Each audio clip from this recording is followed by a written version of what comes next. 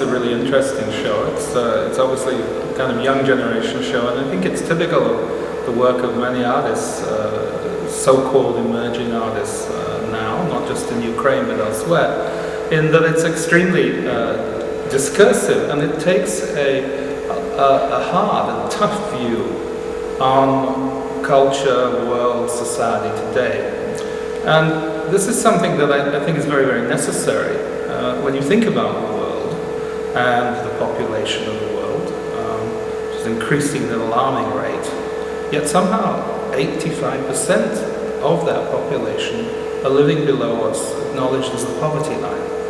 And we wonder why there's trouble. And do we think modernity is a success if 85% of the people who have come into the world under it are actually unable to really support themselves? And in a small way, I mean, you see this in the focusing on social issues in this show, and I think it's very important to realize that we're actually all extremely privileged. And that privilege should not lead us to a sense of either entitlement, that it's our right, nor of complacency. Я не очень шокирована этой выставкой. Я не могу сказать, что она столь неприличная, что я чувствую себя оскорбленной. От них нет. Может, это потому, что у меня большой опыт наблюдения подобных выставок. Но, в общем-то, так и должно быть. Современное искусство включает в себя какую-то долю провокации, которая здесь совсем небольшая, не очень сильная. Я совсем не вижу здесь чего-то, что потребовало бы столь радикальных мер. Еще что мне здесь интересно, то, что вообще-то говоря, тема тела на Украине, в украинском искусстве присутствует постоянно. И даже в известном смысле украинские художники, насколько я понимаю, в целом гордятся, и вообще Украина гордится тем, что ее художники очень чувственные, что они много уделяют внимания живописи, что они много писали обнаженную натуру, иногда в каких-то провокативных сценах. Это в принципе нравится, это вообще нравится обычным потребителям.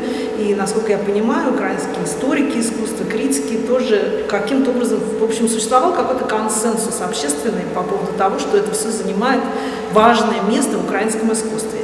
И здесь сделан всего лишь один небольшой шаг в сторону на этой выставке, которая интересная, в сторону анализа этого, посмотреть, что это такое, посмотреть с какой-то чуть более острой точки зрения на, в принципе, то же самое явление, которым обычно люди гордятся. И вот оказалось, что этот небольшой аналитический шаг оказался столь неприемлемым, что выставку закрыли.